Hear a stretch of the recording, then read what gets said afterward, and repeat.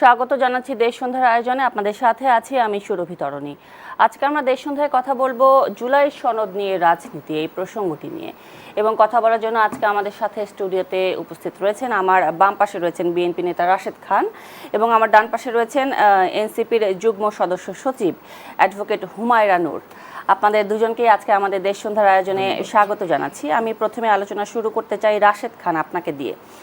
এই যে জুলাই সনদ, এটাকে অনেকটা বলা হচ্ছে যে রাষ্ট্র সংস্কারের রূপরেখা, এবং এটা নিয়ে কিন্তু রাজনৈতিক বিতর্ক চলছে এবং শুরু হয়েছে বেশ আগে থেকে, আপনি নিজেও জানেন। বিএনপি বলছে যে তারা জুলাই সনদ বাস্তবায়নে খুবই আন্তরিক, আবার অন্যদিকে যে আমাদের নির্বাচন অনুষ্ঠিত হলো 12ই ফেব্রুয়ারি এবং এটির সাথে যে গণভোট হলো এবং সরকার গঠনকারী বিএনপি এই সনদ ও গণভোটের বাধ্যবাধকতা বাস্তবায়ন এড়িয়ে চলছে বলে অভিযোগ রয়েছে অনেক রাজনৈতিক দলের, বিশেষ করে বিরোধী দলগুলোর। আসলে আপনি এই ব্যাপারে কি ব্যাখ্যা করতে চান? আপনার ব্যাখ্যাটা শুনে প্রথমে এগিয়ে চলতে চাই। সবাইকে সালাম এবং শুভেচ্ছা, আসসালামু আলাইকুম। দেখেন, আজকে জামাতের আমিরের পক্ষ থেকে বলা হয়েছে নির্বাচনে ষড়যন্ত্র করে 11 দলীয় জোটকে হারানো হয়েছে। তিনি আরও বলেছেন যে অন্তর্বর্তীকালীন সরকার ষড়যন্ত্রে লিপ্ত ছিল। এখন অন্তর্বর্তীকালীন সরকার আসলে কি ষড়যন্ত্রে লিপ্ত ছিল? আর যদি এই সরকার ষড়যন্ত্রই করে থাকে, সেক্ষেত্রে এই সরকারকে কেন আপনারা 5 বছর ক্ষমতায় চাচ্ছিলেন? এছাড়া এনসিপির পক্ষ থেকেও এই সরকারের আমরা দেখেছি ব্যাপকভাবে সমর্থন করেছে, বিশেষ করে সার্জিস আলম। তিনি বলেছিলেন যে এই সরকারকে 5 বছর থাকতে হবে। জামাতের যারা গুরুত্বপূর্ণ নেতা, সিনিয়র নেতা, তারা বলছিলেন যে সংস্কারের আগে কোনো নির্বাচন নয়। তারাও মোটামুটি চাচ্ছিল যে এই সরকার 5 বছর থাকুক। তো যে সরকার আপনাদের মতে একটা ষড়যন্ত্রকারী সরকার, সেই সরকার 5 বছর থাকলে কি কি ষড়যন্ত্র করতে পারতো, সেটা কি আসলে আপনাদের অনুমেয় ছিল না? তাহলে তো আপনারা নিজেরা আসলে বোকা। জামাত এবং এনসিপি বোকা না হলে অন্তর্বর্তীকালীন সরকারকে 5 বছর ক্ষমতায় রাখতে চাইতো না। এখন দেখেন, আমরা যে ষড়যন্ত্রগুলো দেখেছি, যে অন্তর্বর্তীকালীন সরকার যে ষড়যন্ত্র বিএনপির সাথে এবং বিএনপির সাথে যারা যুগপৎ আন্দোলনে ছিল তাদের সাথে করেছে। প্রথমত, 4টা প্রশ্নের একটা উত্তর, এটাই তো সব থেকে বড় চক্রান্ত, প্রতারণা, ষড়যন্ত্র। অর্থাৎ যে গণভোট আপনি করলেন, সেই গণভোটে আমার 4টা প্রশ্নের আমি 4টা উত্তর দিতে পারলাম না। আমাকে একটা ঘরের মধ্যে আপনি বন্ধ করে রাখলেন এবং বললেন যে এখানে স্বাক্ষর না করলে এই ঘর থেকে তুমি বের হইতে পারবা না। তো এই প্রতারণা তো অন্তর্বর্তীকালীন সরকার করলো। 4টা প্রশ্ন এবং একটা উত্তরের বক্সে আমাকে বন্দি করে রাখলো। স্বাক্ষরিত জুলাই জাতীয় সনদ থেকে নোট অফ ডিসেন্ট বাদ দিয়ে দিল। নিশ্চয়ই আপনার মনে আছে যে আমরা জাতীয় সংসদে দাঁড়িয়ে অনেকগুলো দল আমরা সেখানে আসলে একটা সনদে স্বাক্ষর করেছিলাম এবং সেই সনদে নোট অফ ডিসেন্ট ছিল। এরপরে যে সময় জুলাই জাতীয় সনদ বাস্তবায়ন আদেশ, রাজনৈতিক দল স্বাক্ষর করেছিল 24টি দল। এরপরে জুলাই জাতীয় সনদ বাস্তবায়ন আদেশ যে সময় আসলে মানে প্রকাশ করা হলো, আমরা দেখলাম যে সেখানে নোট অফ ডিসেন্ট বাদ দিয়ে দিয়েছে জুলাই জাতীয় সনদ থেকে। তো এই প্রতারণাগুলো, এই চক্রান্তগুলো, এই ষড়যন্ত্রগুলো তো অন্তর্বর্তীকালীন সরকার করেছে।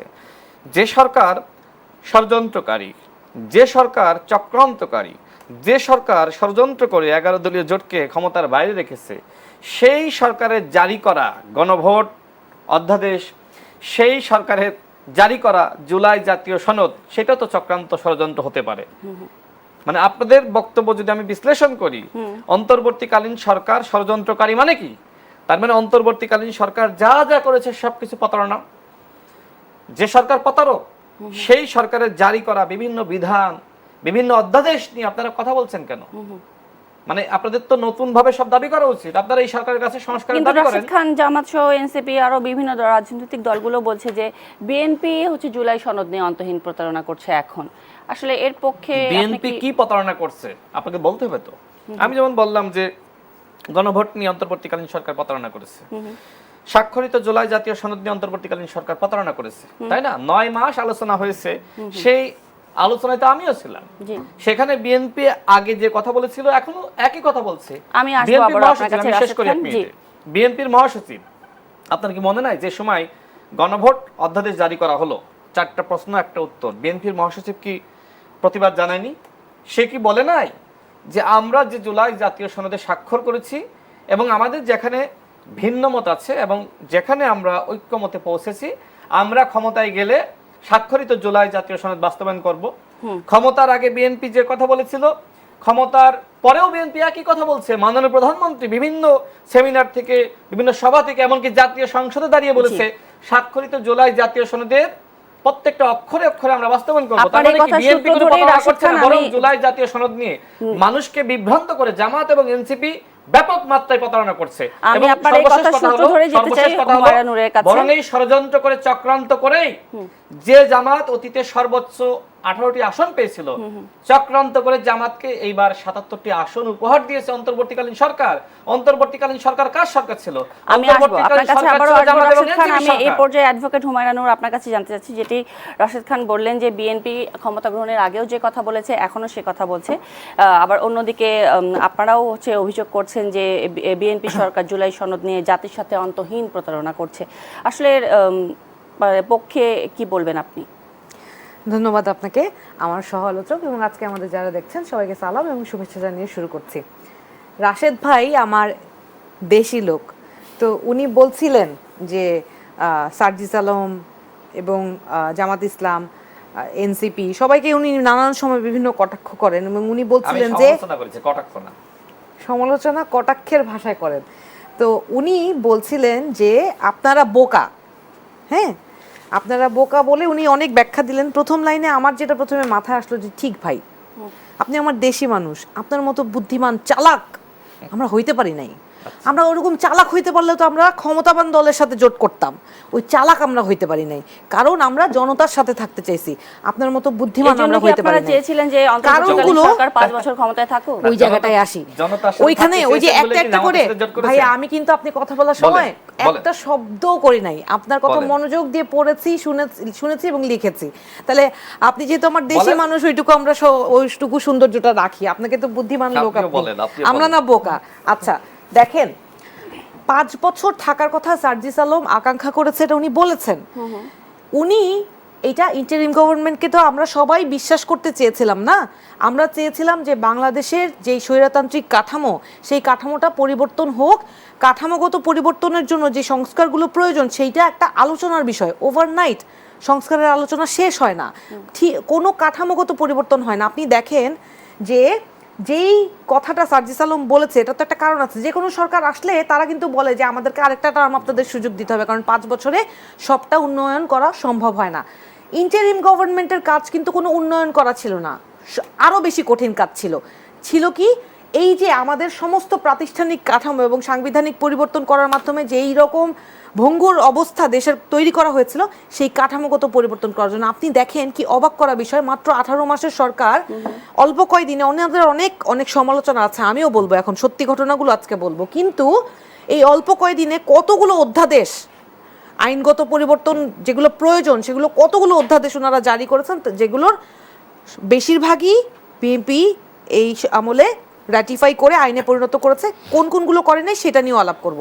ষড়যন্ত্রের কথা বলছিলেন তো, দেখেন ইন্টারিম গভর্নমেন্টের প্রধান থেকে শুরু করে উপদেষ্টা মণ্ডলী কারা কোথায় বসবেন, এইটা কিন্তু ওই যে ভাইরা বললেন ওই রাজনৈতিক দলগুলো মিলে সিদ্ধান্ত নিয়েছিল।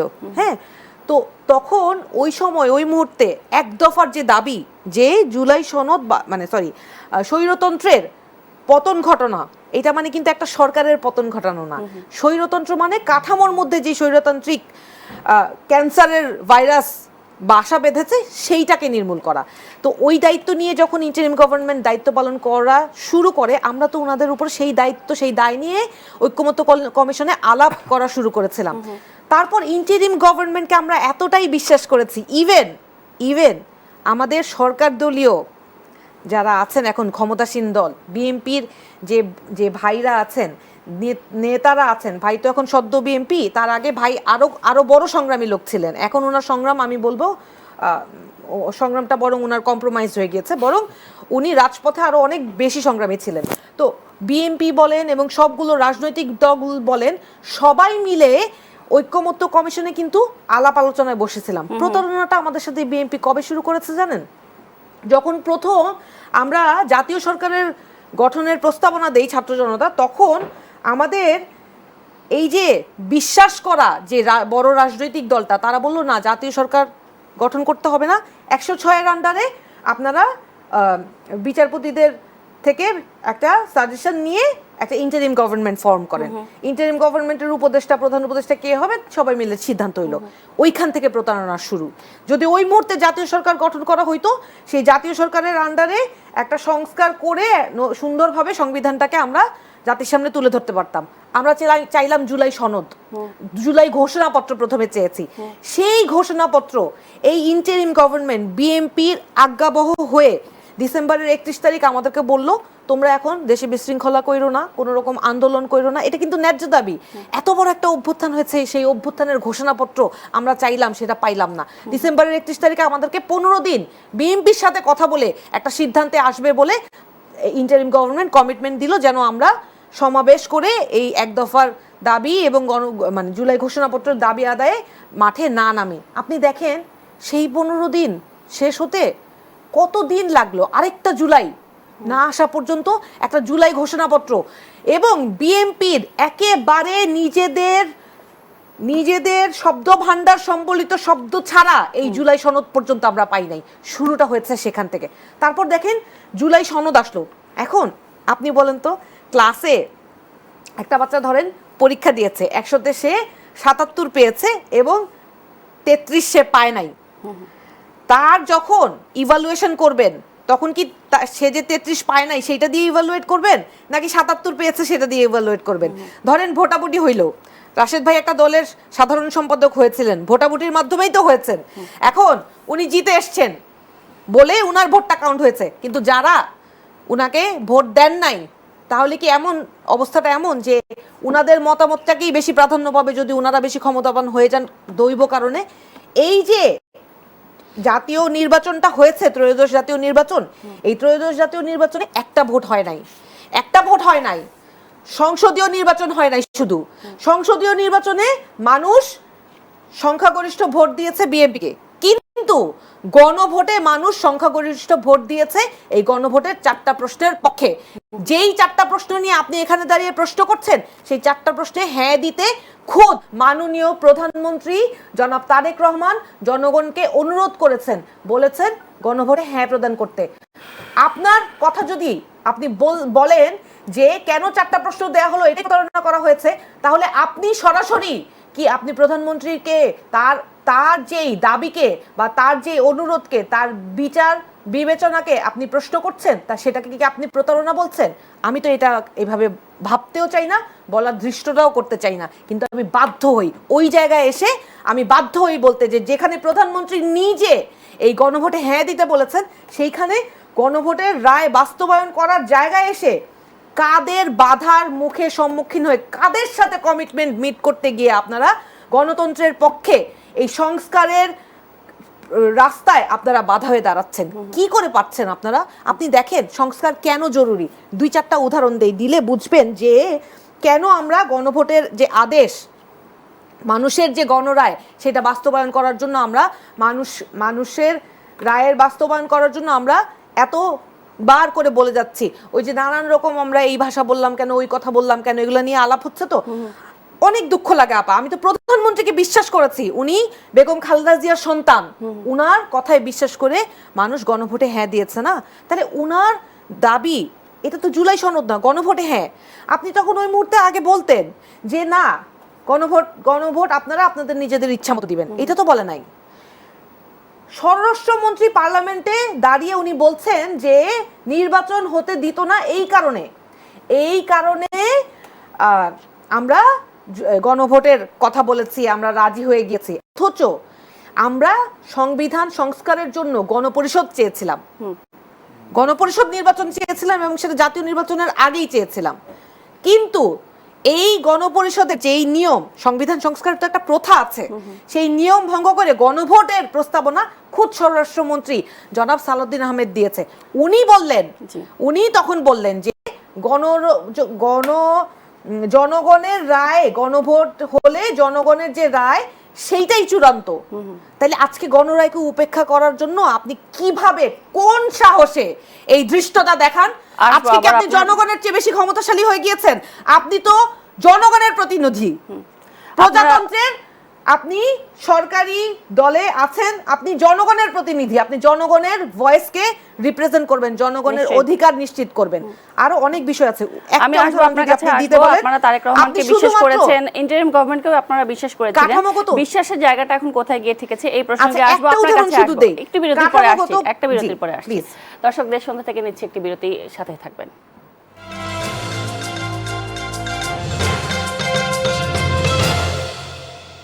আবারও স্বাগত জানাচ্ছি দেশ সন্ধ্যার আয়োজনে। আজকে আমরা দেশ সন্ধ্যায় কথা বলছি জুলাই সনদ নিয়ে রাজনীতি। এই প্রসঙ্গে রাশেদ খান, আপনার কাছে জানতে চাই যে আপনি নিজেও জানেন যে এনসিপি ও সমমনা দলগুলো জুলাই অভ্যুত্থানের দ্বিতীয় বার্ষিকী উপলক্ষে গণভোটের রায় বাস্তবায়ন ও সংস্কার কমিশন গঠনের রোডম্যাপ দাবি করে ধারাবাহিক কর্মসূচি পালন করছে। এখন বিএনপির একজন নেতা হিসেবে আপনি এটিকে কিভাবে মূল্যায়ন করছেন বা করবেন? মানে এনসিপির পদযাত্রা সেটার কথাই বলছি। জি হ্যাঁ, এনসিপি তো তারা গতবারও পদযাত্রা করেছিল, এবারও তারা পদযাত্রা শুরু করেছে। তবে আমি তাদের গতবারের সাহসের তুলনায় এবার সাহস একটু কম দেখছি। তারা কিন্তু পয়সা কম না। আচ্ছা, তো যেটি হলো যে গতবার পয়সা বেশি ছিল, অনেক মানুষ পয়সা দিছে, কিন্তু এইবার যেটা সমস্যা হয়েছে যে যেহেতু আপনারা এখন বিএনপির আছেন, এখন বিএনপি ক্ষমতায় আছে, এখন বিএনপি ভয় দেখায় মানুষকে, এই জন্য পয়সা দিচ্ছে না মানুষ, এই জন্য আমরা বিএনপিকে আসলে ভয় দেখায়। আচ্ছা, শেষ করি। তো গতবার তারা সাহস করে গোপালগঞ্জে গিয়েছিল, এইবার তারা ঘোষণা দিয়েও আর গোপালগঞ্জে যাচ্ছে না। গোপালগঞ্জের প্রোগ্রাম রিশিডিউলড হচ্ছে। আচ্ছা, যদি হয় আলহামদুলিল্লাহ, তাদের সাহসের আমি তারিফ করব। তো যাই হোক, আপা যে কথাগুলো বলে গেছেন সেগুলো একটু উত্তর দিই। আমরা জনতার সাথে থাকতে চেয়েছি, এই জন্য বিএনপির সাথে যাইনি। আপনারা জনতার সাথে থাকতে চেয়েছেন বলে কি জামাতের সাথে গিয়েছেন? আচ্ছা, যদি জামাতের সাথে, জনতার সাথে থাকার জন্য আপনারা যেয়ে থাকেন, তাহলে কেন জামাতকে সংস্কার বিরোধী বললেন? কেন বললেন যে জামাত পিআর নামে প্রতারণা করছে? কেন বললেন যে এদেশের মানুষ জামাতের নেতৃত্বকে গ্রহণ করবে না? কে বলেছিল? এই তিনটা কথাই বলেছিল নাহিদ ইসলাম। এরপরে তাদের আরেকজন গুরুত্বপূর্ণ নেতা নাসিরউদ্দিন পাটোয়ারি, সে বলেছিল জামাত সংস্কারের নামে ভণ্ডামি করছে, জামাত স্বাধীনতা, সার্বভৌমত্ব এবং মানচিত্র বিরোধী একটি রাজনৈতিক দল, জামাত ভারতের এক্সটেনশন। তো ভারতের একটি দলের সাথে আপনারা জোট করলেন।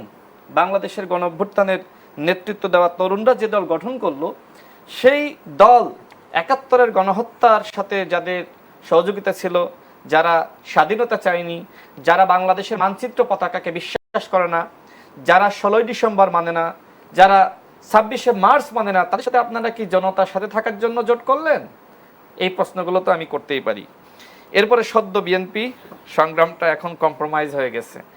এখন এনসিপিতে যারা আছে মোটামুটি সবাই সদ্য এনসিপি, ম্যাক্সিমামই জামাত থেকে আসা, ম্যাক্সিমামই শিবির থেকে আসা, ম্যাক্সিমামই শিবির থেকে আসা। আচ্ছা, আপনি বলেন, আপনার সময় আপনি বলবেন, আপনি আমাকে অ্যালাউ করেন নাই।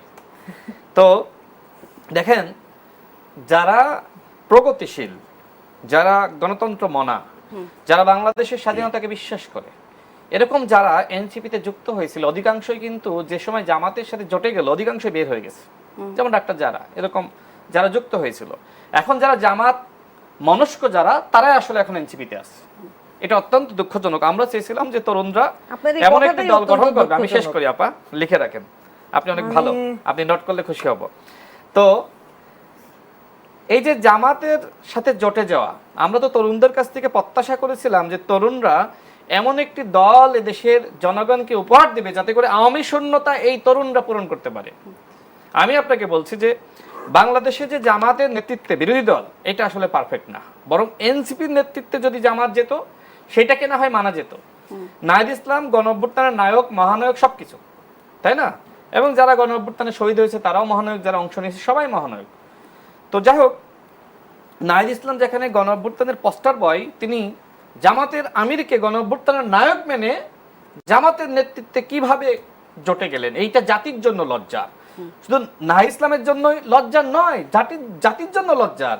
তো রাশেদ খান যদি বিএনপিতে মানে জয়েন করে আমার সংগ্রাম আমি কম্প্রোমাইজ করি, জামাতের সাথে জোট করে আপনাদের গণঅভ্যুত্থানের যে সংগ্রাম সেটা আপনারা শেষ করে দিয়েছেন। তারপরে 3 নম্বরে তিনি বললেন জাতীয় সরকারের ঘোষণা তারা দিয়েছিল, আই ক্যান চ্যালেঞ্জ। কোথাও তারা জাতীয় সরকারের ঘোষণা দেয়নি, বরং তারা এখন দাবি করে যে বিএনপির সাথে নাকি আলোচনা করেছিল। আপনারা তো বিএনপিকে আমরা দেখেছি গণঅভ্যুত্থানের পরে আপনারা তো বিএনপিকে গুরুত্বই দেননি। আপনাদের সকল আলোচনা জামাতের সাথে ছিল, জামাতের সাথে জাতীয় সরকার নিয়ে আলোচনা করেন নাই। জামাত আপনাদেরকে কি বলেছিল? শুধুমাত্র বিএনপিকে দোষ দেন, জামাত কি বলেছিল সেই কথা বলেন না কেন জাতির সামনে? দেখেন, বিএনপির বক্তব্য ছিল যে দেশের মানুষ রক্ত দিয়েছে, সংগ্রাম করেছে, আমরা 16 বছর ধরে হাসিনার বিরুদ্ধে লড়াই করেছি, আমরা একটি গণতান্ত্রিক সরকার ব্যবস্থা চাই, তবে এই গণতান্ত্রিক পথে আমাদের যাত্রা করার জন্য অবশ্যই একটা অন্তর্বর্তীকালীন সরকার দরকার, এবং সেই অন্তর্বর্তীকালীন সরকারকে আপনি কি নামে ডাকবেন সেটা আপনার ব্যাপার। আপনি জাতীয় সরকার নামেও ডাকতে পারেন, আপনি অন্তর্বর্তীকালীন সরকার নামেও ডাকতে পারেন। আপনারা তো জাতীয় সরকার গঠন করেছেন, এই অন্তর্বর্তীকালীন সরকারই তো আপনাদের জাতীয় সরকার, তাই না? ডক্টর মোহাম্মদ ইউনূসকে রিসিভ করার জন্য কি আমির আরশাদ খান গিয়েছিলাম? বিএনপির মহাসচিব যদি ডক্টর মোহাম্মদ ইউনূসকে মেনেই নিবে তাহলে তিনি তো যেতেন। সবাই মিলে নাকি ডক্টর মোহাম্মদ ইউনূসকে চুজ করেছে, যেখানে ডক্টর মোহাম্মদ ইউনূস নিজে বলছে যে আসিফ মাহমুদ আমাকে রাজি করিয়েছে। তাহলে আসিফ মাহমুদ রাজি করিয়েছে, এখন কিভাবে বলেন যে এটা বিএনপির সংগ্রামী মহাসচিব মির্জা ফখরুল সাহেব তার সরকার? বাংলাদেশের মাননীয় প্রধানমন্ত্রী তাকে পছন্দ করেছে। হ্যাঁ, আপনারা যে সময় তাকে পছন্দ করেছেন, ফেসবুকে ঘোষণা দিয়েছেন, তখন আপনাদেরকে কেউ ডিনাই করে নাই, কারণ আপনারা গণঅভ্যুত্থানের আহ্বান করেছিলেন, আপনারা ডাক দিয়েছেন, সবাই আপনাদের আহ্বানে এসেছে। সুতরাং ওই মুহূর্তে কোনোভাবেই ডক্টর মোহাম্মদ ইউনূসকে ডিনাই করার সুযোগ ছিল না। ঘোষণাপত্রের কথা বললেন, দেখেন এই ঘোষণাপত্র নিয়ে এখন কোনো কথা বলেন না, বলেন যে ঘোষণাপত্র নিয়ে আপনাদের সরকার নাকি আপনাদের সাথে প্রতারণা করেছে। তো আপনাদের সরকার যদি আপনাদের সাথে প্রতারণা করে, সেই দোষটা কি আমার? ঘোষণাপত্র কি আমি তৈরি করেছিলাম? আপনারা তো তৈরি করেছিলেন। ঘোষণাপত্রে 2018 সালের কোটা সংস্কার আন্দোলন কেন যুক্ত করা হয়নি? ইতিহাসকে তো সর্বপ্রথম বিকৃত করেছে এনসিপি এবং এই জামাত ইসলাম এবং এই যে আপনার অন্তর্বর্তীকালীন সরকার, যেখানে 2018 সালে কোটা সংস্কার আন্দোলনের প্রেক্ষাপট থেকেই 24 সালের গণঅভ্যুত্থান, আমরা সেই সময় আমি নিজে বলেছিলাম, প্রেস ব্রিফিং করে বলেছিলাম, ডক্টর মোহাম্মদ ইউনূস আমার কথা শুনলেন না, তিনি শুনলেন নাহিদ ইসলামের কথা, তিনি শুনলেন জামাতের আমিরের কথা। জামাতের আমির যেভাবে বলেছে ঘোষণাপত্র সেভাবে তৈরি করেছে। নাহিদ ইসলামদের তৈরি করা ঘোষণাপত্র ডক্টর মোহাম্মদ ইউনূস পাঠ করেছে, এখন সব দোষ বিএনপি, তাই না? আচ্ছা, শেষ করতে হবে, একটু তার কথাগুলো শেষ করলে সে আবার বলতে পারবে। তারপরে বললেন যে দেখেন, আমি বলি এই যে ঘোষণাপত্র না, জুলাই জাতীয় সনদ, এই জুলাই জাতীয় সনদে আপনার বন্ধু, আপনি যাকে এখন নেতৃত্ব মেনে জোট করেছেন, সেই জামাত স্বাক্ষর করলো, আপনি কেন স্বাক্ষর করলেন না? আপনার বন্ধুই তো আপনার সাথে প্রতারণা করেছে, তাই না? জুলাই জাতীয় সনদে জামাত ইসলাম আপনার সাথে প্রতারণা করে নাই? উত্তরগুলো আমি দিই, আপনি তো এই কথাটা বলছেন। আরো কয়েকটা কথা, আরেক মিনিট শেষ করি, আপনি শুনুন, এক মিনিট শেষ করি। শুনুন, দুইটা ভোট হয়েছে, সময় উনি মেইনটেইন করেন, দুইটা ভোট হয়েছে। আমার প্রশ্ন হলো, গণভোটে যে পরিমাণ ভোট পড়েছিল, পরবর্তীতে আপনি বললেন যে 11 লাখ ভোট কম পড়েছে, মানে আপনি যে ফলাফল প্রকাশ করলেন, পরবর্তীতে কিভাবে কোন প্রক্রিয়ায় 11 লাখ ভোট কম হলো? গণভোটের ফলাফল প্রকাশ করে দিলেন। তাহলে এই গণভোট নিয়ে যে ইঞ্জিনিয়ারিং হয়নি তার নিশ্চয়তা কি? দেখেন, গণভোটে যেমন হা ভোট পড়েছে, কিন্তু প্রশ্ন রয়ে যাচ্ছে, হা ভোট পড়েছে আপনার 4,82 লাখ, তাই না? না ভোট পড়েছে কত? 2,20 লাখ। তার মানে কি, আপনি যেমনি ভাবে এই গণভোটের মানে পক্ষে মানুষ ছিল, বিপক্ষেও ছিল, অর্থাৎ গণভোট নিয়ে বিতর্ক আছে, সেই বিতর্ক কে সৃষ্টি করেছে? ডক্টর মোহাম্মদ ইউনূস নিজেই করেছে। যেদিন গণভোটের ফলাফল আপনি প্রকাশ করলেন, তারপরে যে সময় 11 লাখ ভোট কমে যায়, তখন মানুষের মনের মধ্যে সন্দেহ রয়েছে যে এইটা কি আসলে এমনি এমনি মেশিনে বসিয়ে দিয়েছে, নাকি এইটা আসলে প্রকৃত ফলাফল? গণভোট নিয়ে বহু প্রশ্ন রয়ে গেছে। আর গণভোটের সঠিক ফলাফল এখন আপনি কাউন্ট করেন। জি, এ পর্যায়ে অ্যাডভোকেট হুমায়ুন নূর আপনার কাছ থেকে শুনতে চাই, আপনি বলুন। বেশ কয়েকটি পয়েন্ট রাশিদ খান ধরেছেন। মূল বিষয় এখানে যেহেতু কথাগুলো এসছে বলতে হয়, আমরা ঐকমত্য কমিশন, এই যে ইন্টারিম গভর্নমেন্ট কে কেন আমরা এখন বলি যে তারা আমাদের সাথে প্রতারণা করেছে, এটা আমার কথা না, কিন্তু আপনি দেখেন খুদ সংসদে দাঁড়িয়ে একজন প্রতিমন্ত্রী কিন্তু সমস্ত ষড়যন্ত্রের খাতা খুলে দিয়েছে। উনি কিন্তু বলেছেন যে ইন্টারিম গভর্নমেন্টের যিনি প্রধান ছিলেন, উনি লন্ডনে গিয়ে কার হাতে ট্রফি তুলে দিয়ে এসেছেন, এবং সেই শখ অনুযায়ী এই জাতীয় নির্বাচনে কাদের হাতে সেই প্রতিশ্রুত ট্রফিটা তুলে দিয়ে তাদেরকে ক্ষমতায় পাঠানো হয়েছে। ওই যে বললো না যে জামাত নাকি বলেছে যে আমাদেরকে ষড়যন্ত্র করে হারানো হয়েছে, যদিও আমি ওই বক্তব্যটা আজকে কোথায় বলেছি শুনিনি, শোনার সুযোগ হয়নি। উনি তো জামাতকে অনেক বেশি পড়ালেখা করে, কারণ বলছি মানে ধরেন উনার তো এখন মানে আমার অবাক লাগে, আপনি যদি রাশেদ ভাইকে মজার ব্যাপার হচ্ছে আমি আপনাকে আজকে দিনে বিএনপির যতগুলো খবর আমার ভাই না জানে, তার চেয়ে বেশি খবর জামাতের। এমনকি ধরেন উনি এখন মজার ব্যাপার হচ্ছে আমার মাঝে মাঝে মনে হয় যে উনাকে হয়তো বিএনপিতে এখনো তো পদপদবি দেয় নাই, কিন্তু উনাকে যখন পদ দিবে তখন হয়তো জামাত এনসিপি বিষয়ক সম্পাদক পদ দিতে পারে। এটা আমি প্রস্তাবনা করলাম। দেখেন সরকারি দলের লোক আমরা সবাই যখন সরকার আমাদের সাহায্য করবে আমরা সবাই সরকার দলের লোক। দেখেন এখন কারণ সরকারে তো যারা বিজয়ী হয়ে এমপি হয়ে গিয়েছেন সবাই সরকার, সবাই মিলেই সরকার। আচ্ছা দেখেন এখন এই জুলাই সনদ যে বিভিন্ন বিষয় নিয়ে আলোচনাগুলো হওয়ার কথা ছিল, যেমন ধরেন পুলিশ সংস্কারের আলোচনাটা বাতাসে মিলিয়ে গেল। আপনি আমি দুইজন নারী আমাদের নিয়ে যে একটা প্রস্তাবনা ছিল, হ্যাঁ হতে পারে কিছু কিছু প্রস্তাবনা বাস্তবসম্মত না, ধর্মসম্মত না, আইনসম্মত না মনে হতে পারে, সেইটা নিয়ে এক সপ্তাহ আলোচনা হয়েছে আপা। বলেন তো আজকে আমি এক পোশাকে আছি, আপনি এক পোশাকে আছেন, কিন্তু আমরা দুইজনেই শালীনতা মেনটেন করছি। আমাদেরকে কেন পোশাকের ভিত্তিতে জাজ করা হবে? কেন আমাদের অধিকার নিয়ে আলাপ করারই সুযোগ হবে না? একটা ইন্টারিম গভর্নমেন্ট কোন সুযোগে ওখানে বসলো? যেই অভ্যুত্থানে এতগুলো নারী রাস্তায় নেমে এসেছে বলেই কিন্তু আজকে এই অভ্যুত্থানটা সফল হয়েছে, এবং ইন্টারিম গভর্নমেন্টে যারা উপদেষ্টা হওয়ার সৌভাগ্য অর্জন করেছে তারা কিন্তু এই নারীদের কারণেই ওখানে অভ্যুত্থান সফলতা পাওয়ার কারণেই বসতে পেরেছে। একই কথা আজকে যেই নির্বাচনের কারণে যেই সরকার ক্ষমতা গ্রহণ করেছে তাদের জন্য প্রযোজ্য, কিন্তু আপনি দেখেন সেই নারীদের ইস্যুতে কারো কোনো আলাপ নাই। এই গণভোটে ওনাদের আপত্তিটা কোথায়? ওই যে 100টা নারী আসনে উন্নীত করতে বলা। আমার কথা হচ্ছে যারা পিছিয়ে আছি আমরা, আমাদের উন্নয়নের জন্য আপনারা কি করবেন সেটা আমরা কার্যত দেখতে চাই। ওই মুখে মুখে বলবেন হ্যান করেছি ত্যান করেছি কার্ড দিলাম, এভাবে হয় না। আপনি কাজ করে দেখান। আপনি দেখেন জামাত ইসলামের সাথে কিছু বিষয় নিয়ে বিরোধ নিয়ে ওনারা বারবার প্রশ্ন করেন, প্রশ্নগুলোর উত্তর দিই। তার আগে একটা জিনিস আমি বলি যে জামাত ইসলাম যে বলল যে ওনাদেরকে ষড়যন্ত্র করে হারানো হয়েছে, এই বিষয়টা আমার কাছে অবাক লাগে যে এটা জামাত বললে রাশেদ ভাইয়ের খুব খারাপ লাগে, কিন্তু রাশেদ ভাই নিজেই যখন উনি একটা নির্বাচনে অংশগ্রহণ করার পরে হেরে যাওয়ার কারণে রাশেদ ভাই নিজেই যখন নিজের ব্যাপারে বলে যে উনাকে নাকি ম্যানিপুলেট করে হারানো হয়েছে, তখন এটা উনার জন্য জায়েজ, অন্যদের জন্য না জায়েজ। আমার হিসেব মিলে না। আবার গণভোটে 11 লাখ ভোট কমে যাওয়ার বিষয়ে, গণভোটে 11 লাখ অনেকবার বলেছেন, গণভোটে 11 লাখ ভোট কমে যাওয়ার বিষয়ে উনি বলেছেন, কারণ এটার উত্তরটা আমি দিচ্ছি।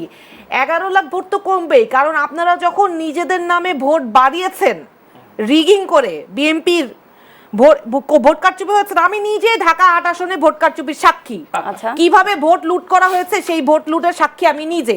এবং জনাব তারেক রহমান যতই উনি হ্যাঁ ভোট দিতে বলুক, বিএনপির কিছু অতি উৎসাহী, এমনকি মির্জা আব্বাসের স্ত্রী নিজে গণভোটে না দেওয়ার জন্য উনি ফেসবুকে এবং জনসম্মুখে উনি এই বয়ান দিয়েছে, সেটার প্রমাণও আছে।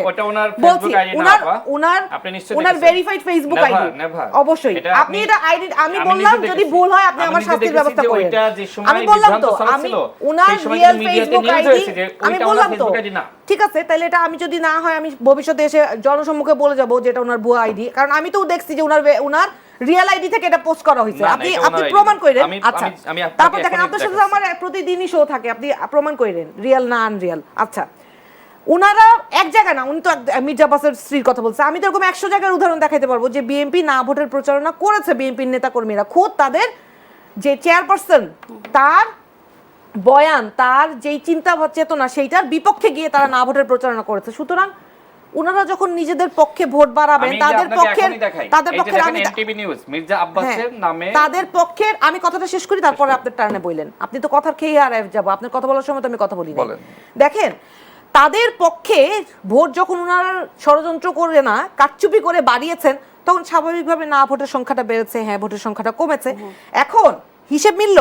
এখন দেখেন আমার কথা হচ্ছে যে জুলাই সনদে যখন কোন প্রস্তাবনাগুলো ফাইনালাইজ হবে আর কোন প্রস্তাবনাগুলো ফাইনালাইজ হবে না সেইটা নিয়ে সিদ্ধান্ত আসার সময় হলো যেই প্রস্তাবনাগুলোতে সবাই বেশি ভোট দিয়েছে ঐকমত্য কমিশনে, সেই ঐকমত্য কমিশনের প্রস্তাবনাগুলো নিয়েই জুলাই সনদ হবার কথা ছিল।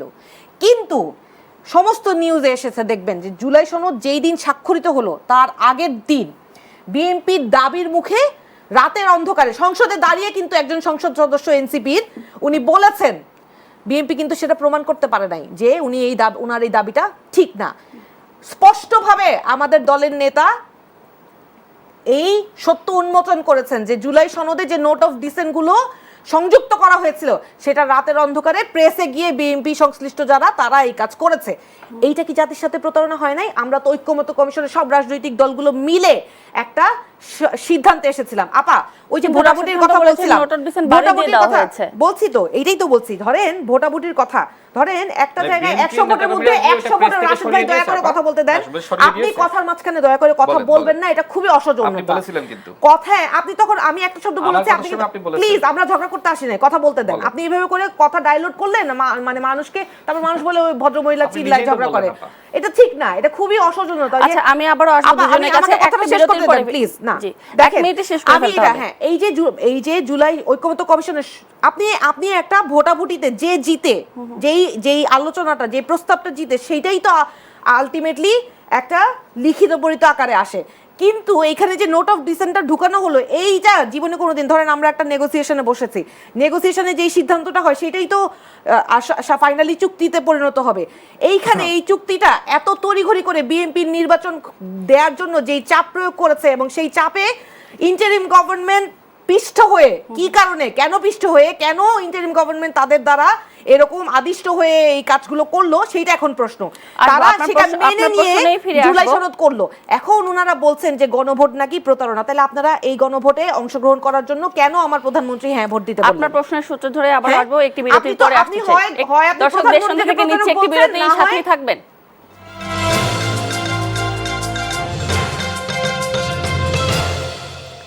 আবারও স্বাগত জানাচ্ছি দেশ সন্ধ্যার আয়োজনে। আজকে আমরা কথা বলছি জুলাই সনদ নিয়ে রাজনীতি এই প্রসঙ্গে, এবং আমরা অ্যাডভোকেট হুমায়রা নূর আপনার বক্তব্য নিয়ে 1 মিনিটের মধ্যে আবার রাশিদ খানের কাছে চলে যেতে চাই। যেটা বলছিলাম যে তো যেইভাবে জুলাই সনদে রাতের অন্ধকারে ওই নোট অফ ডিসেন্ট গুলো ইনক্লুড করা হলো, সেই জায়গায় আমরা কিন্তু জুলাই সনদ বাস্তবায়ন পদ্ধতিও ওই জুলাই সনদে উল্লেখিত না থাকার কারণে আমরা স্বাক্ষর করিনি।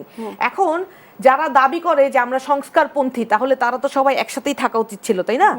সেই জায়গায় জামাত যখন সেইখানে গিয়ে জুলাই সনদে স্বাক্ষর করলো, তখন অবশ্যই আমরা জামাতের এই অবস্থানকে প্রশ্ন করেছিলাম যে তারা আদৌ কি সংস্কারপন্থী, না তারা এখনো ওই যে 24 বছরের বিএনপির সাথে যে সংসার তাদের, সেই সংসারের টানাপোড়েনে এখনো তারা বিএনপির সাথেই সংস্কারের বিপক্ষে দাঁড়াচ্ছে কিনা। এবং এই কারণেই কিন্তু নাহিদ এবং নাসির তাদেরকে সমালোচনা করেছিল। এবং পরবর্তীতে নির্বাচনের আগে যখন তারা অবস্থান স্পষ্ট করে যে তারা অবশ্যই সংস্কারের যে রাজনীতি, সেই রাজনীতিতে তারা অটল অবস্থানে থাকবে, তখন তাদের সাথে আমরা এই জোট করি। এই প্রশ্ন, একই প্রশ্ন কিন্তু বিএনপিকেও আমরা করেছিলাম। জোটটা কিন্তু বিএনপির সাথেও আসলে হতে পারত। রাশিদ ভাই অভিযোগ করেন যে বিএনপির সাথে আমরা নাকি আলাপ করেছিলাম। হ্যাঁ, সত্যি আলাপ করেছিলাম।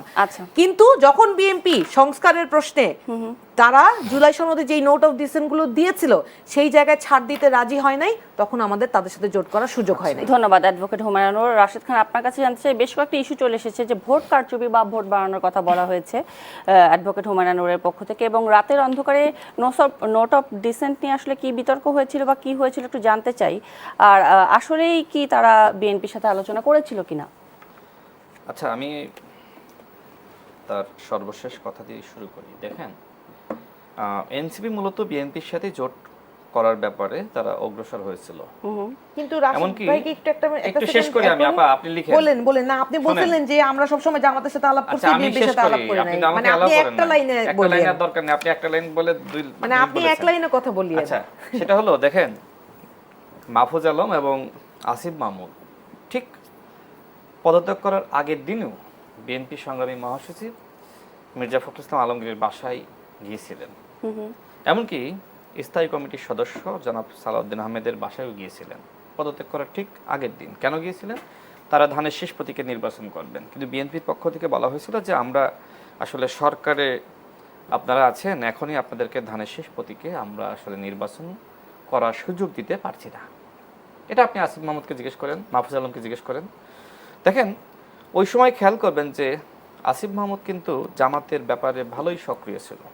আচ্ছা, তো একটা সময় যখন আসলে বিএনপিতেও যেতে পারলো না, সে সময় আসলে বাধ্য হয়ে তিনি এনসিপিতে গিয়েছেন। তবে তার জন্য দুর্ভাগ্য যে তাকে আসলে জামাত আসন ছাড়েনি। এর কারণটা হলো যে জামাতের আমির মনে করছিলেন যে আসিফ মাহমুদের বিরুদ্ধে যেহেতু দুর্নীতির বিস্তর অভিযোগ, আমরা যদি আসিফ মাহমুদকে আমাদের জোটে নমিনেশন দিই, সেক্ষেত্রে এই নির্বাচনের আগে পুরোটা সময় আসিফ মাহমুদের দুর্নীতি নিয়েই আমাদেরকে বিতর্কের মুখোমুখি হতে হবে। এমনকি ডক্টর মোহাম্মদ ইউনূস তিনি নিজে আসিফ মাহমুদের জন্য জামাতের আমিরকে সুপারিশ করেছিলেন। নিশ্চয় আপনি ডক্টর মোহাম্মদ ইউনূসের বক্তব্য শুনেছেন। সেখানে তিনি কি বলেছেন? তিনি বলেছেন যে আমাকে রাজি করিয়েছিল আসিফ মাহমুদ। মানে কি, আসিফ মাহমুদের সাথে ডক্টর মোহাম্মদ ইউনূসের মানে অন্তরের সম্পর্ক। তো আসিফ মাহমুদের জন্য ডক্টর মোহাম্মদ ইউনূস নিজে কল করেছিলেন। তাহলে কিসের নিরপেক্ষ সরকার এটা? এইটা ছিল জামাত এবং এনসিপির সরকার। জামাতের আমির সেই সময় বলেছিল যে আমরা আসিফ মাহমুদকে আসন ছাড়তে পারবো না। আসিফ মাহমুদের সাথে এই বিষয়ে আমার কথা হয়েছে, তিনি দুর্নীতির অভিযোগে আসন ছাড়েনি, এটা অস্বীকার করেন। তিনি আরেকটা বিষয় বলেন, তবে এইটা সত্য যে জামাত আসিফ মাহমুদকে আসন ছাড়ে নাই। এই যে ঢাকা দক্ষিণের যে নির্বাচন হবে সিটি কর্পোরেশন, এখানেও আসিফ মাহমুদকে জামাত আসন ছাড়বে না। ইতিমধ্যে ডাকসুর বর্তমান ভিপি সাদিক কায়েমকে ঘোষণা করে ফেলিয়েছে। আচ্ছা দেখেন, ওই সময় মূলত এনসিপি তারা জামাতের কাছ থেকে বেশি আসন নেওয়ার জন্য, দুঃখিত, বিএনপির কাছ থেকে এনসিপি বেশি আসন নেওয়ার জন্য জামাতের বিরুদ্ধে এত কথা বলে। মানে জামাত ওই সময় সংস্কার বিরোধী ছিল, আর জামাত এখন ফেরেস্তা হয়ে গেছে। এটা কেমনে বিশ্বাস করলেন? তাই না? জামাত তো অতীতে অন্যান্য দলের সাথেও ছিল। জামাতকে তো কেউ বিশ্বাস করে না, না আওয়ামী লীগ বিশ্বাস করে, না বিএনপি বিশ্বাস করে। বর্তমানে এনসিপি এবং জামাতের মধ্যেও যুদ্ধ চলছে। এই যে সর্বশেষ সাভারে যে হামলাটা হলো, দেখেন নাই? শিবিরের সাবেক সভাপতি জাহিদুল ইসলাম তিনি ফেসবুকে কি লিখেছেন? সার্জিস আলম নাহিদ ইসলামকে গণঅভ্যুত্থানের মহানায়ক বলেছে। এটা তারা মানতে পারে নাই, জামাত এবং শিবির। তাহলে জামাতের মানে আমির কি গণঅভ্যুত্থানের মহানায়ক? মানে তারা নাহিদ ইসলামকে এখন মানতে পারতেছে না। তার মানে কি, জামাত এবং এনসিপি জোট শীঘ্রই ভ্যানিশ হবে আমার কাছে মনে হচ্ছে তাদের এই বক্তব্যগুলো দেখে। আমরা অতীতে দেখেছি যে সময় এনসিপির কোনো একজন নেতা কোনো একটা ব্যাপারে সমস্যার মুখোমুখি হয়েছে, জামাত বিক্ষোভ মিছিলের ডাক দিয়েছে, যেখানে নাহিদ ইসলাম থেকে শুরু করে শীর্ষ নেতৃবৃন্দ তাদের সমাবেশে ককটেল হামলা হয়েছে। জামাতের পক্ষ থেকে কোনো বিক্ষোভ মিছিলের ডাক দেওয়া হয়নি, 11 দলের পক্ষ থেকে কোনো প্রতিবাদ সমাবেশ ডাক দেওয়া হয়নি। কারণ 11 দল এবং জামাত মনে করছে যে এনসিপি এখন হাইপে আসার জন্য পরিকল্পিতভাবে এই ঘটনা নিজেরা ঘটিয়েছে। আপনাকে বলতে শিবিরের শেষ করতে দেন, আপনার সবাই তো আমাকে সুযোগ দেননি। আচ্ছা দেখেন, রাতের অন্ধকারে নাকি বিএনপি নোট অফ ডিসেন্ট সরিয়ে দিয়েছে। তাহলে কি যে জুলাই জাতীয় মানে রাতের অন্ধকারে নাকি বিএনপি নোট অফ ডিসেন্ট সরিয়ে দেয়নি, মানে তারা নাকি অন্তর্ভুক্ত করেছে, রাতের অন্ধকারে নাকি নোট অফ ডিসেন্ট অন্তর্ভুক্ত করেছে, আপা বললেন। এখন আমার প্রশ্ন হলো যে আমরা তো আসলে নোট অফ ডিসেন্ট যে জুলাই সনদে ছিল আমরা সেটাতেই স্বাক্ষর করেছি। তাহলে পরবর্তীতে যে সময় জুলাই জাতীয় সনদ বাস্তবায়ন আদেশ জারি করা হলো, সেই সময় কি আপনারা এই নোট অফ ডিসেন্ট আপনারা রাতের অন্ধকারে সরিয়ে দিয়েছিলেন? আপনাদের বন্ধু জামাত ইসলাম স্বাক্ষর করলো, আপনারা স্বাক্ষর করলেন না। আপনারা এখন এই যে শত্রু মিত্র সব এখন আপনারা মিত্র হয়ে গেছেন। আচ্ছা, এরপরে অন্তর্বর্তীকালীন সরকার মূলত তারা আসলে জামাত এবং এনসিপির পক্ষেই ষড়যন্ত্র করেছে। পক্ষে ষড়যন্ত্র তো বলছেন, একটু উত্তর দেওয়ার সুযোগ দিয়ে পক্ষে ষড়যন্ত্র হলো, টাইম পাবেন। পক্ষে ষড়যন্ত্র হলো এই যে অতীতে সর্বোচ্চ 18টি আসন যে দল পেয়েছিল, সেই দল এইবার প্রধান বিরোধী দল হয়েছে। দেখেন, বাংলাদেশের মানুষ এখনো পর্যন্ত বিশ্বাস করে না জামাতের আমির তার আসনে জনগণের ভোটে এমপি হয়েছে। বাংলাদেশের মানুষ বিশ্বাস করে না নাহিদ ইসলাম তিনি জনগণের ভোটে তার আসনে এমপি হয়েছে। রাশেদ খান, আসবো আপনার কথা শুনতে ধরে হুমায়ুন আপনার কাছে জানতে চাই। প্রধানমন্ত্রীকে নিয়ে যে কথা বললেন শোনেন, মাননীয় প্রধানমন্ত্রী তিনি হা ভোটের পক্ষে ক্যাম্পেইন করেছেন এবং করার কারণে কিন্তু হা ভোটে ভোটের পরিমাণটা বেড়েছে। কিন্তু আমার প্রশ্ন হলো যে আপনারা কি গণভোট নিয়ে প্রতারণা করেন নাই? দেখেন, বিএনপি যে সংস্কারের বিষয়ে ঐক্যমত এসেছিল, সেখানে এই যে আপনি এমন সিস্টেম করলেন, সেখানে তো আসলে গণভোটের পক্ষে তো অবশ্যই ক্যাম্পেইন করতে হবে এবং হা ভোটের মধ্যেই তো বিএনপি 80% সংস্কারের প্রস্তাবনা রয়েছে। আমি একটু হুমায়ুনের কথা শুনে নেই। জি, বিএনপি আসলে না ভোটের পক্ষে ক্যাম্পেইন করতে পারে? এখানে মূল যে সমস্যাটা সেটা হচ্ছে বিএনপি যদি মনে করে যে সংস্কার যা হবে আমাদের ইচ্ছে মতোই হবে, হ্যাঁ, তাহলে তো গণভোটেই ওদের অংশগ্রহণের প্রয়োজন ছিল না, ওরা সরাসরি না বলতে পারতো। আমার দুঃখের জায়গাটা হচ্ছে যে রাশেদ ভাই যখন একটা রাজনীতিতে ঢুকবে তখন সেই রাজনৈতিক দলের দোষ গুণ সবকিছুকে দায় নিয়েই তাকে সেই রাজনীতিটা করতে হবে। যেইখানে জনাব তারেক রহমান বিএনপির চেয়ারপারসন একটা ঘোষণা দিয়েছেন গণভোটে হ্যাঁ দেয়ার, সেইটা নিয়ে উনি যখন প্রশ্ন করেন তখন আমার অবাক লাগে যে উনি সেই দলটা কি করে করেন যে একটা দলের চেয়ারপারসনের বিচার বিবেচনাকে উনি প্রশ্ন করছেন, অবাক লাগে আমার। দেখেন আপনি যেটা বললেন উনি গণভোটে হ্যাঁ দিতে বলেছেন, এই জন্য গণভোটে হ্যাঁ বেড়েছে, একই সাথে আপনি বললেন তাহলে প্রশ্নের মধ্যে সমস্যা আছে, এই কথাটা তো আমার প্রধানমন্ত্রী বলে নাই, আপনি তো উনার বিচার বিবেচনাকে প্রশ্ন করছেন, কি অবাক করা বিষয়। ওই সময় প্রতিবাদ জানিয়েছিল আচ্ছা বিএনপির মহাসচিব। দেখেন উনি আসিফ মাহমুদ সজীব ভুঁইয়াকে নিয়ে যখন তখন যা খুশি তা গাঁজাখুরি গল্প করে, এই যে গাঁজাখুরি গল্প উনি করেন, উনি গাঁজাখুরি গল্পের পক্ষে কোনো প্রমাণ হাজির করতে পারে না। উনি বলেছেন যে এই আসিফ মাহমুদ সজীব ভুঁইয়া আর মাহফুজ আলম নাকি বিএনপিতে জয়েন করতে না পেরে তারপরে নাকি তারা এনসিপিতে এসেছে। শুনেন এই রাশেদ ভাইও একসময় এনসিপি সিকিউরিটি কি ভ্যানিশ হয়ে যাবে নাকি? শুনেন এই রাশেদ ভাই একসময় এনসিপির যে নেতা নেত্রীরা আছেন তাদের সাথে একসাথে রাজপথে সংগ্রাম করেছেন, এখন তারা আলাদা দল করেন না? সেই একই সংগ্রামে একই রাজপথে থাকা মানুষগুলো যখন একজন আরেকজনের ব্যাপারে এইসব নোংরা ভাষায় কথা বলে প্রমাণ ছাড়া, তখন প্রশ্ন করতে হয় যে আদতে আপনাদের ভিতরে কি আছে। আপনার নিজের ভিতরে যদি এতটা নেগেটিভিটি না থাকে তাহলে আপনি কখনোই আরেকজনের ব্যাপারে এত কথা প্রমাণ ছাড়া বলতে পারবেন না, কারণ আপনার কল্পনার জায়গাটাই অনেক বেশি কলুষিত। উনি বলছিলেন যে জামাত আর এনসিপির নাকি জোট নিয়ে কি জানি কি একটা বললো, জোট ভেঙে যাবে, এটা নাকি 11 দলীয় জোট নাকি এই এনসিপির উপরে ককটেল হামলা নিয়ে কোনো প্রতিবাদ করে নাই, এটা পরিকল্পিত কিনা, এটা উনি বলেছে যে হামলা পরিকল্পিত কিনা। অবাক লাগে আমার, মাঝে মাঝে রাশেদ ভাই জামাতের বিষয়ে অনেক ইনফরমেশন দেয়, এই ইনফরমেশন গুলা খুব জোটের কেউ জানে না, জোটের আমরা এনসিপি জানি না, জামাতের লোকজন হয়তো যারা কর্মী সাধারণ আমার মতো তারাও জানে না, কিন্তু রাশেদ ভাই জানে। রাশেদ ভাইয়ের সাথে কোন রাতে এই গোপন আলাপ এই 11 দলীয় জোট বা জামাতের হয়, উনি একটা জিনিস স্পষ্ট করি সবার সামনে আজকে জাতির সামনে, এই 11 দলীয় জোট কোনো রাজনৈতিক জোট না, 11 দলীয় জোট সংস্কারের পক্ষে একসাথে আন্দোলন করার জোট। সুতরাং এনসিপির রাজনৈতিক সংগ্রামে রাজনৈতিক প্রোগ্রামে কোনো প্রবলেম হইলে সেইটার জন্য জোট হিসেবে তারা একটা প্রেস রিলিজ দিতে পারে, কিন্তু সেটার জন্য রাজপথে নেমে যাবে এটা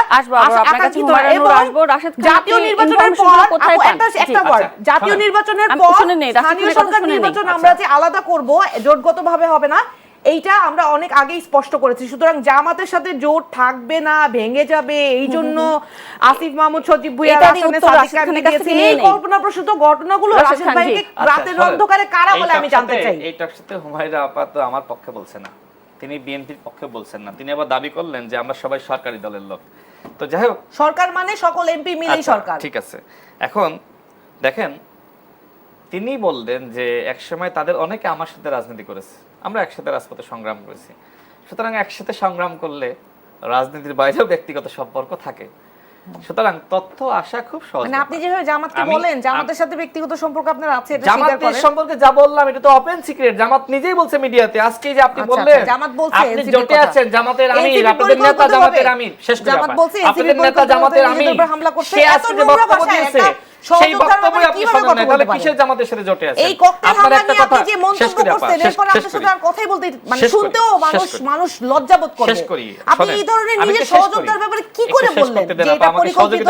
জি আচ্ছা শুনুন, আপা যে কথা বললেন যে এই আসিফ মাহমুদ সজীব ভুঁইয়া সেই মানুষ ছিলেন, এই কথাটা মনে করাই দেই আপনাকে। আচ্ছা শেষ করি, আমি শেষ করি। আপনি সেই লোক ছিল যারা সব রাজনৈতিক দলের সাথে বললেন যে এটা কোন আপা সমন্বয় করছিলেন, এটা স্বীকার করেন। শেষ করি, আমি শেষ করি, আপনার সব কথার উত্তর আমি দিতেছি, সহযোগিতা করেন।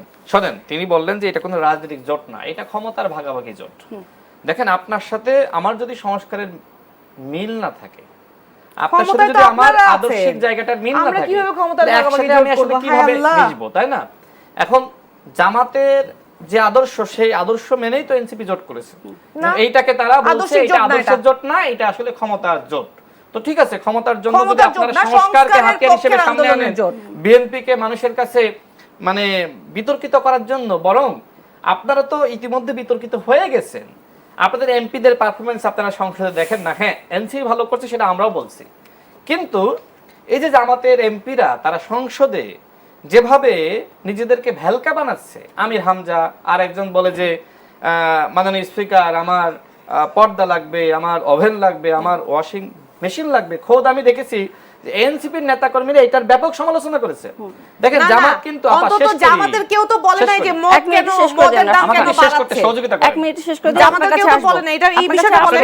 এই সমালোচনা আপনি করেন, বিএনপির এই সমালোচনা আপনি করেন। আপনি কিন্তু আমাদের ভদ্রতা শিখিয়েছিলেন, এখন আপনি যদি আপনি তো এমন কথা বলছেন এগুলো থামা যাচ্ছে না। শেষ করি তো কি বলবো আসলে। দেখেন জামাত এবং এনসিপি বাংলাদেশের শক্তিশালী বিরোধী দল হোক, আমরাও চাই, কিন্তু জামাত ইসলাম তো আমরা লক্ষ্য করছি তারা তো আসলে বিরোধী দলে থাকতে চায় না। তারা কি করছে, তাদের এমপিরা কেউ বলছে আমার অফিস লাগবে, কেউ বলছে আমার মানে বাড়ি লাগবে, কেউ বলছে আমার গাড়ি লাগবে, কেউ বলছে আমার বাসার জিনিসপত্র লাগবে। তো এইটা তো আসলে বিরোধী দল হইতে পারে না। আমরা অতীতে দেখি না আসলে বাংলাদেশের বিরোধী দল কেমন হয়। আপনি সরকারি সুযোগ সুবিধা নিয়ে আপনি বিরোধী দল হবেন, এটা আবার কেমন বিরোধী দল আমি জানি না। দেখেন এনসিপির সম্ভাবনা আছে, কিন্তু এনসিপি যদি তার সম্ভাবনা নিজে না বোঝে সেই দোষ তো আমার না।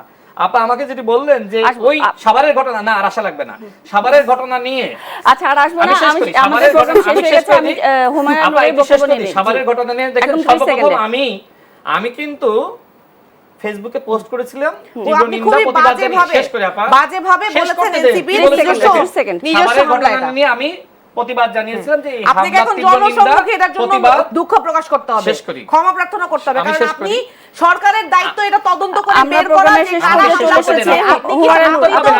এইটা প্রশাসনের দায়িত্ব, আপনি কেন এই ধরনের মিথ্যা প্রপাগান্ডা ছড়ান? আপনি একটা দায়িত্বশীল রাজনীতিবিদ, এই ধরনের মিথ্যা প্রপাগান্ডা ছড়ান কেন? আপনি আপনার প্রশ্নের উত্তর দিচ্ছি। সারাক্ষণ গাজঘড়ি কথা বলেন, আপনি শুনতেছেন না, আপনি শেষ করে আপা শুনেন না। দেখেন এই যে উনি বলেছিলাম যে এইটা সরকারের দোষররা এই ধরনের ঘটনা ঘটিয়েছে। এরপরে ওনারা কি করলেন, সেই প্রোগ্রাম থেকে বলছেন যে এইটা সরকারের সহযোগিতা ছাড়া, প্রশাসনের হস্তক্ষেপ ছাড়া এই ঘটনা ঘটতে পারে না। এরপরে আমি তীব্র নিন্দা প্রতিবাদ এবং গ্রেফতারের দাবি জানানোর পরে আমি আরেকটা পোস্ট করেছি যে ওই এলাকার এনসিপির মধ্যে দুইটা গ্রুপ, হ্যাঁ, অতীতে তারা মারামারি করেছে, কার্যালয় ভাঙচুর করেছে, এরপরে একজন আরেকজনকে জেল খাটিয়েছে। তখন আমি এই প্রসঙ্গটার সামনে আমি যে এই ঘটনায় আমরা সাভারের প্রোগ্রামে দেখলাম লোক কেন গ্রেফতার হইলো, উত্তর দিব। সাভারের প্রোগ্রামে দেখলাম সেই দুইটা গ্রুপই ওই প্রোগ্রামে রয়েছে। দেখেন প্রোগ্রামে একদম মাঝামাঝি সময় দেখবেন দুই গ্রুপের ভিতর হাতাহাতি, এবং সেটা সার্জিসাল নিজে করেছে, হট্টগোল। সুতরাং ওই প্রশ্নগুলো আমি সামনে এনেছি।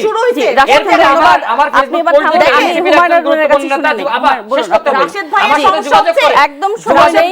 সে আমাকে বলল যে আপনি শেষ করে 10 সেকেন্ড সময় দেন। দেখেন সে আমাকে বলল যে ভাই আপনি যে পোস্ট করেছেন আমাদের উপরে আওয়ামী লীগ হামলা চালিয়েছে, মানে তিনি এনসিপি নেতারা বলছে আওয়ামী লীগ হামলা চালিয়েছে। আমি পোস্ট দেওয়ার আগে পর্যন্ত এনসিপি আমি ফেসবুকে পোস্ট দেওয়ার আগে পর্যন্ত এনসিপি নেতারা বলছিল এটা নাকি বিএনপি করেছে। আপনার উপর বিশ্বাসও করবে না, আস্থাও রাখবে না। আপনি একজন দায়িত্বশীল রাজনীতিবিদ হিসেবে যেইখানে এই ঘটনা তদন্ত করার দায়িত্ব প্রশাসনের ভিতরে যদি কেউ না থাকে, অন্ধকার করে দিল কে? ওই জায়গায় ইলেকট্রিসিটি সাপ্লাই বন্ধ করে দিল কে? এই অন্ধকার বন্ধ করার দায়িত্ব যাদের ছিল, বন্ধ যারা করেছে তারা নিশ্চয়ই প্রশাসনের ভিতরে আছে। প্রশাসনের ভিতরে যাদেরকে অ্যারেস্ট করা হয়েছে তারা দেখবে কারা, ধন্যবাদ সবাইকে সাথে থাকার জন্য।